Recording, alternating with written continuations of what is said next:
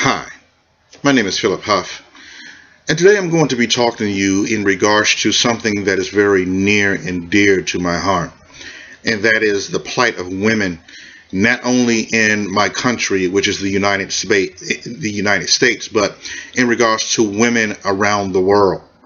I'm going to be talking to you in regards to worldwide implications of gender inequality. Did you know that every nation on the planet that works toward gender equality has a higher standard of living than those that do not practice it?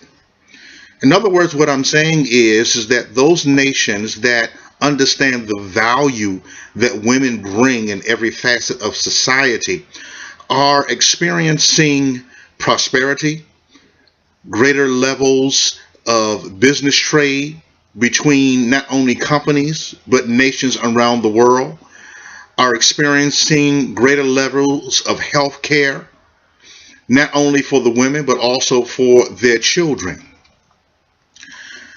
A prime example for the need for gender equality can be found in the country of Saudi Arabia. Women in Saudi Arabia can buy a car but are not allowed to drive a car. This is according to 10 examples of gender inequality around the world, the Discovery Channel. One solution that can bring about gender equality is educational access, particularly beyond elementary, middle school level, and for all young girls. This is also according to 10 examples of gender inequality around the world, the Discovery Channel. And this is also according to the World Bank Millennium Development Goals, promote gender equality and empower women by 2015. The access to education is very important for young girls and for women around the world, not just for education's sake, but to give them a platform to launch into various careers or professions that will empower them and also allow them to take care of their families and to take care of their children. Now visualize how different it would be for young girls worldwide if they were given the same opportunities as their male counterparts. There will be less teenage pregnancies, lower cases of venereal diseases, and more professional careers for women and more entrepreneurial opportunities.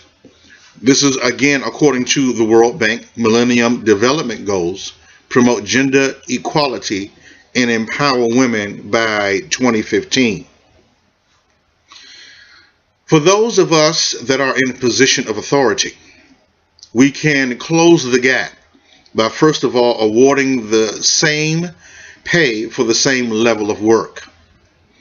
It can start there, but it can be in so many different areas. We must realize that women, they are intelligent, they are smart.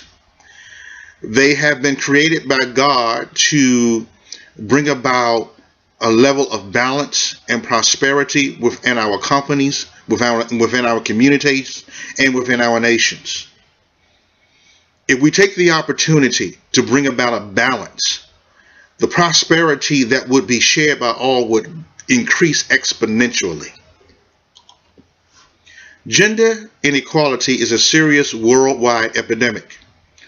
Women should not only be looked at as equal, but also as a valuable asset to every dimension of society. We must realize that we can be a part of the solution and not the problem when it comes to gender inequality. Women were not created to be substandard. They were not be created to be beneath men. But even according to the scriptures in the book of Genesis, they were created to be, first of all, a helpmeet to men, particularly their husbands. But also they were created to bring about the balance of nature, of the universe, of the planet. Let us, from here on out, when we see women that are struggling, when we see women that are being prejudiced against because they are female, or because they are or because maybe they are pregnant, let's add our voice to the solution. Let us not sit idly by and say that that is their problem. No. When there is inequality amongst the genders, it is everybody's problem. Thank you for allowing me to share with you my heart's desire that women will be put on an equal scale with men, because that's how God created them. And if we fall in line with his agenda, I guarantee you that there will be prosperity for all. Thank you.